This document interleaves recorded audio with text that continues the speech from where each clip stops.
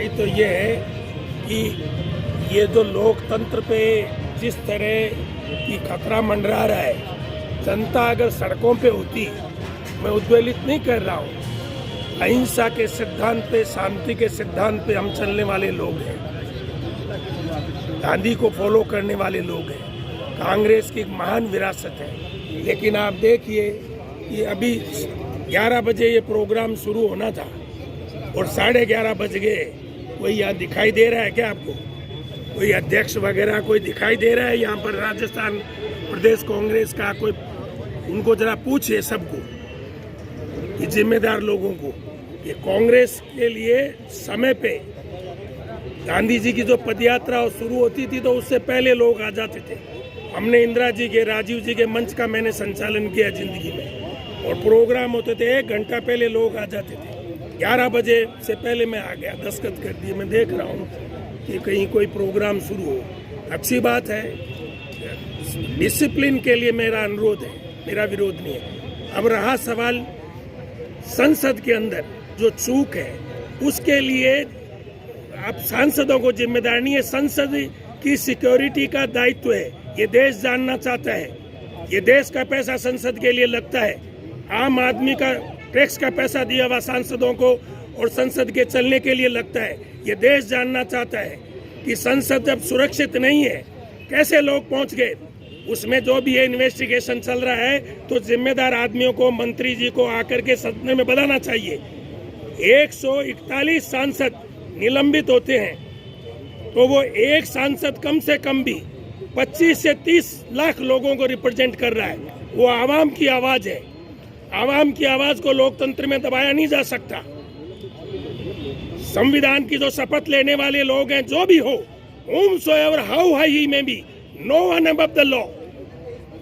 We are all abide by the Indian Constitution and uphold the dignity of the constitutional institution. Bharat के संविधान का article 51A पढ़ लें, उसमें कि तमाम देश के लोग, उसमें प्रधानमंत्री से लेकर के, और प्रधानमंत्री भी जन सेवक है, कानून में ये लिखा हुआ है। चीफ जस्टिस ऑफ इंडिया भी जन सेवक है, तमाम जजेज भी जन सेवक है, और तीनों राज्यों, तीनों अंग है, कार्यपालिका, न्यायपालिका, विधायिका, इसमें बैठने वाला हर व्यक्ति जन सेवक है। देश के लिए ईमानदारी से, आज मुख्य मुद्दा बेरोजगारी है, मुख्य मुद्दा महंगाई है, उस पे कोई चर्चा नहीं, और फालतू के सब्जेक्ट पे चर्चा होती है। अरे अभी मिमिक्री है, वो एक आर्ट फॉर्म है। तेलंगाना जी के आते थे कार्टून, उस पे इंदिरा जी के, राजीव जी के, वो सब के बनाते थे।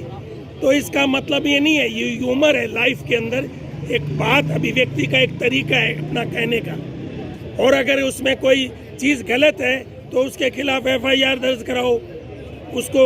लेकिन उसको जातिवाद का कलर देना, किसानों से जोड़ना, वो उचित नहीं है। जब किसान वहाँ बैठे थे धरने पे और इतने किसान मारे गए थे उस दौरान, तो किसानों के लिए बात उठाने वाले लोग कहाँ थे?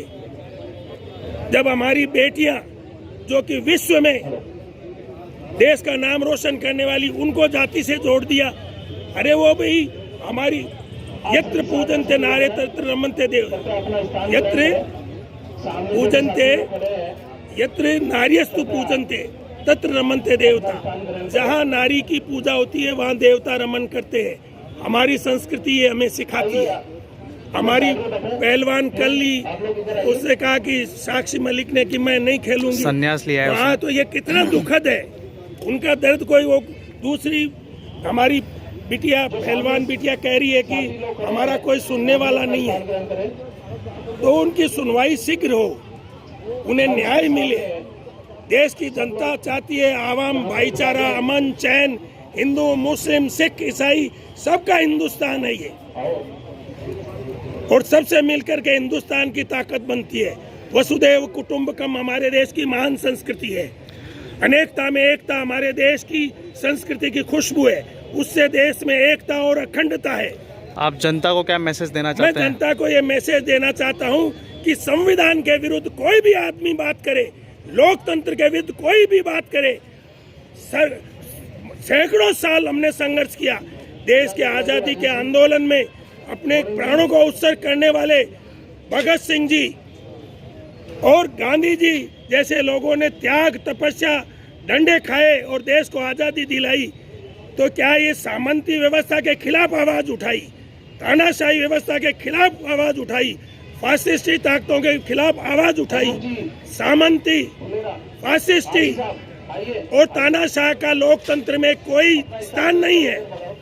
देश के लोगों को मेरा अपील है कि आप शांतिपूर्वक, अहिंसात्मक तरीके से, ये भारत हमारा है और इस देश को मजबूत करने के लिए संविधान की मर्यादा में सब लोग चले।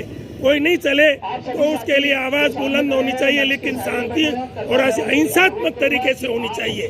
जय हिंद, जय भारत। आपका शुभ नाम बता दीजिए सर। मेरा नाम गजानन मिश्र मानव है और मैं एडवोकेट हूँ। धन्यवाद।